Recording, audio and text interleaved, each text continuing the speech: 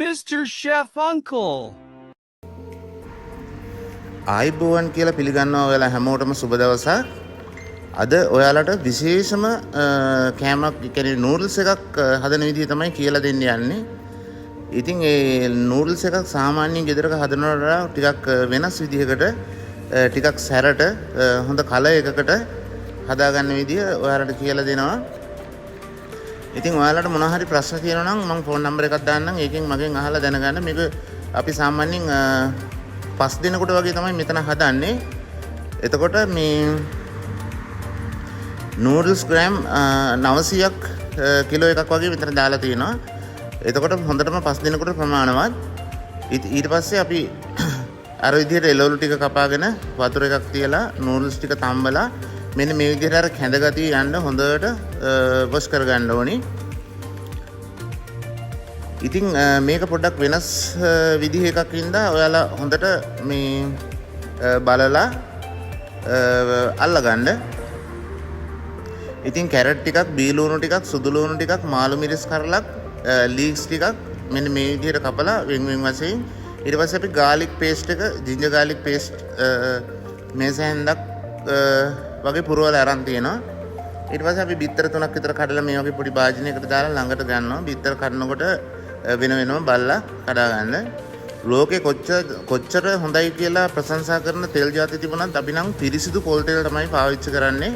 ඉතින් පිරිසිදු පොල් තෙල් මේ සැඳි 4ක් විතර මේ වගේ තාච්චුවකට දාලා ඊට පස්සේ ඒකට අර මේ ginger garlic paste එක දාලා ඊට පස්සේ කැරට් ටික දාලා බී ලුණු ටික දාලා මේ ටික පොඩ්ඩක් හොඳට ෆ්‍රයිඩ් කරගන්න ඕනේ. එතකොට අර සුදු ලුණු එකයි මේ බී ලුණු එකයි මේ කැරට් එකයි ෆ්‍රයිඩ් වෙද්දී හොඳ කලර් එකක් සහ මේ හොඳ සුවඳක් මේකට මුසු වෙනවා.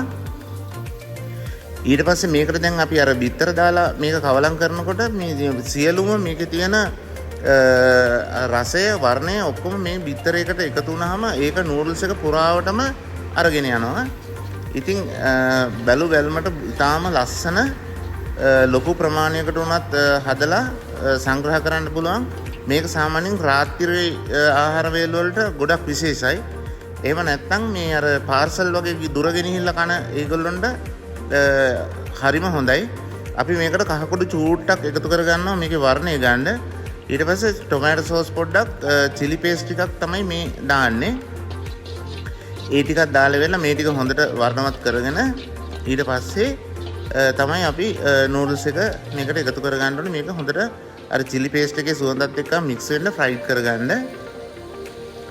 ලීක්ස් දාන්න කලබල වෙන්න එපා. ලීක්ස් ගෝවා ඒ ටික දානකොට පොඩ්ඩක් අමුවට වගේ තියෙනවා නම් තමයි ගොඩාක් හොඳ. ඒ ටික දාලා නූඩල්ස් එකත් එක්ක ෆ්‍රයිඩ් වුණාම එන ෆ්‍රයිඩ් වෙන තරම හොඳටම ඇති. ඊට පස්සේ මේක නිකන් එහෙම මෙහෙන් කවලම් කරලා ගන්න නැතුව මේ වගේ ස්පැචුලා එක වගේ එකක් අරගෙන නැත්නම් අර ඔම්ලට් දාන හැන්දක් වගේ තියෙන එකක් අරගෙන හොඳට ෆ්‍රයිඩ් කරගන්න උඩයට මාරු වෙන්න. ඒ ෆ්‍රයිඩ් එකෙන් තමයි අර මුළු පළාතම අර සුවඳ මේ අරගෙන යන්නේ.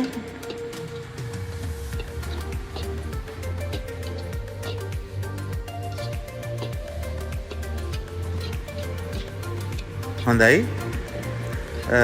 අපි දැන් මේක හදාගෙන ඉවරයි. තව චුට්ටක් ෆ්‍රයිඩ් කරලා ලීස් කොළ ටික අමුවට දාලා පොඩ්ඩක් කවලම් කරලා සාමාන්‍යයෙන් අර හොඳ ලස්සන කලර් එක එනකොට අපි මේක ලිපෙන් බා ගන්න ඕනි. ඉතින්